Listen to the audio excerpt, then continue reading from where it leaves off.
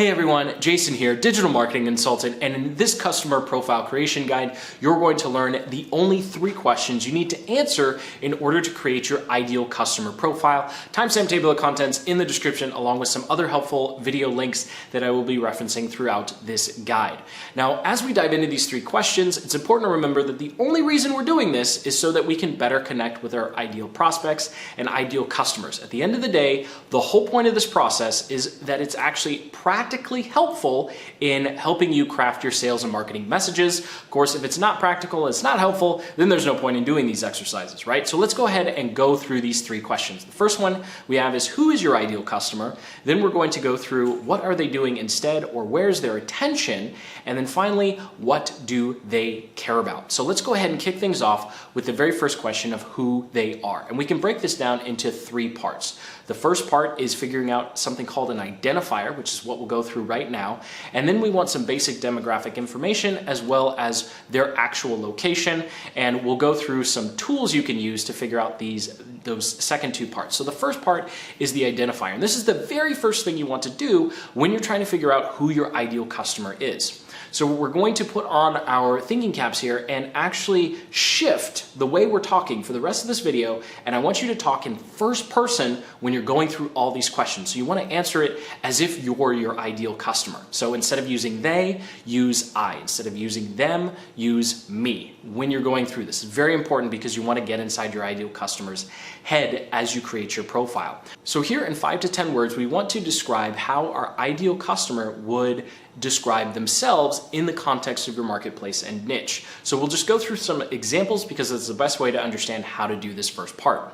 So here we have, I am a small business owner, I'm an up-and-coming artist, I'm a runner, I'm a swimmer, I'm a work-at-home mom, I'm a homesteader. So whatever kind of label or identifier or group that you can identify that your ideal customer would actually identify with, of course in the context of your niche, because there's going to be a lot of people in your niche who are male or female, they're moms, they're parents, they're single.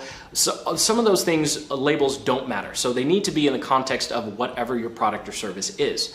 And then the second part of this is, and I want to, and this is going to help set you up for the results, which is what we'll get to in step number 3 here. So I want to spend less time in my business, make more money from my art, train for a triathlon, or improve my mile time, make a full-time income from home, or be completely off the grid. So as you can see, this is the very first step of this exercise, and all it's designed to do is help you start to get in the frame of mind of looking at the world through the lens of your ideal customer.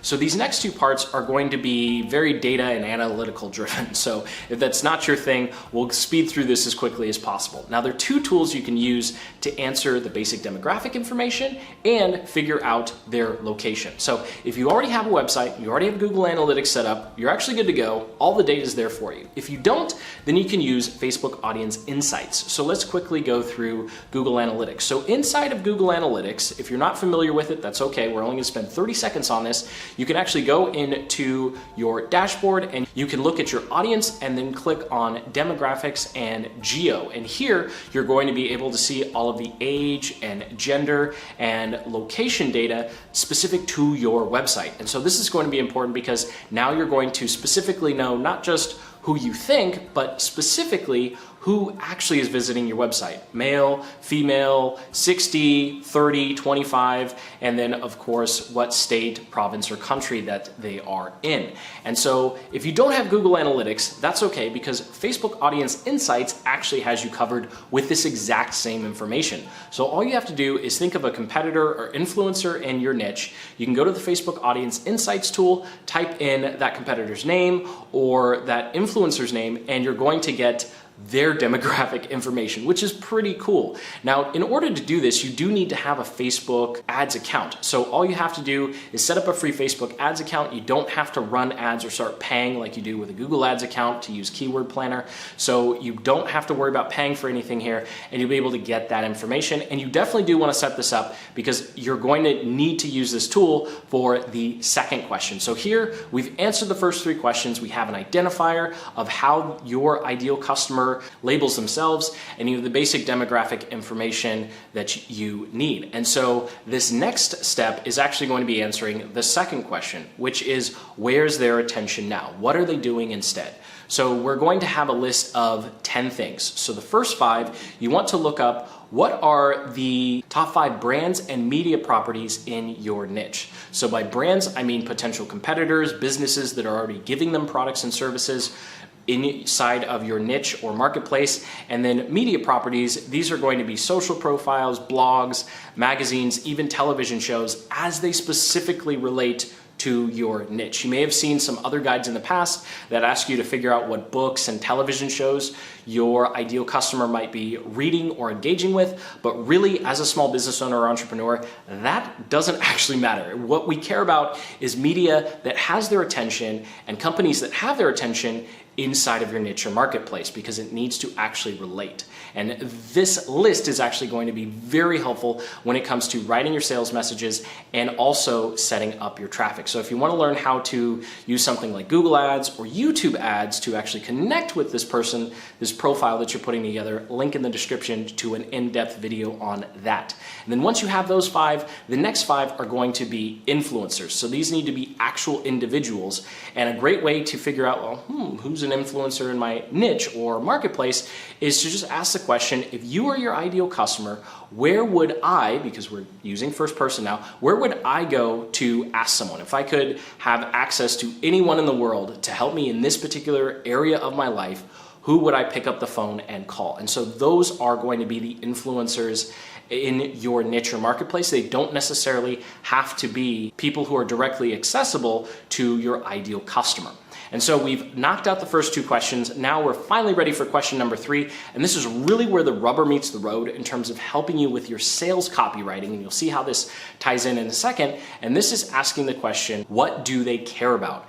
And this can actually be broken down into 2 parts. Number 1 is what results are they after? And then number 2, what are their perceived roadblocks? Because we're doing this from their angle, not ours. Because as an expert or business owner, you probably know exactly how to solve your ideal customer's problem. The issue though is the way you would solve it and the way they would solve it doesn't necessarily always match up. So we always want to be where they are and then figure out how to connect our solution to their situation. And this is a great way to make sure that all of your marketing and sales copy actually does that, as opposed to just talking about me, and your ideal customer just goes, yeah, no, I don't think that's really helpful. So here we go. Let's go ahead and go through an actual example to make this a little more concrete. So let's say we're trying to target people who want to grow a YouTube channel.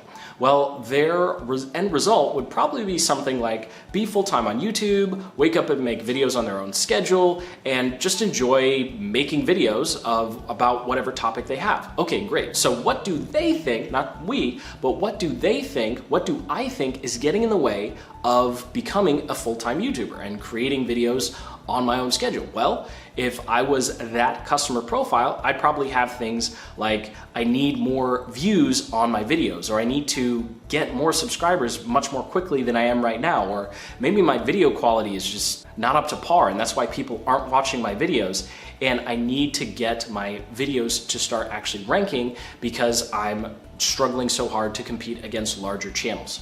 And so obviously that's a very, very watered down example. You're probably going to want to spend anywhere from 20 to 30 minutes on this, but this last question is what ties everything together.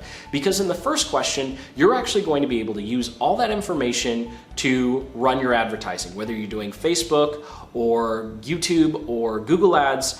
All of that demographic information is going to be helpful when you combine it with the 5 media properties or competitors and your 5 influencers. That right there gives you all the information you need to do your targeting for your advertising. And if you're not advertising, that's going to give you all the information you need to start figuring out what your content plan is going to be, because you can look at those competitors, you can look at those media properties, and you can figure out, hey, what type of content should I be making that's going to connect with this ideal customer profile that I just put together. And finally here, this is kind of the cherry on top. This slide is an example of how you can take these results and these roadblocks and actually immediately turn it into sales copy. So if you want to learn more about how to take everything you just learned and actually start practically applying it to your copywriting and your lead generation process, then go ahead and check out the link in the description to a in-depth video that actually builds off what you just did and actually helps you start writing your landing pages and your sales pages, and of course coming up with your lead magnets. Because when you use this as your foundation, you're going to make sure that you're always creating products and offering lead magnets that your ideal customer actually wants. So thank you so much for watching. I sincerely hope you got some value out of this video, and most importantly, you have a much clearer picture of not only how to create your customer profile, but how this customer profile actually flows through to the rest of your marketing and sales process. So go ahead and hit that like button, comment below if you have any questions, and until the next, keep building the business you love.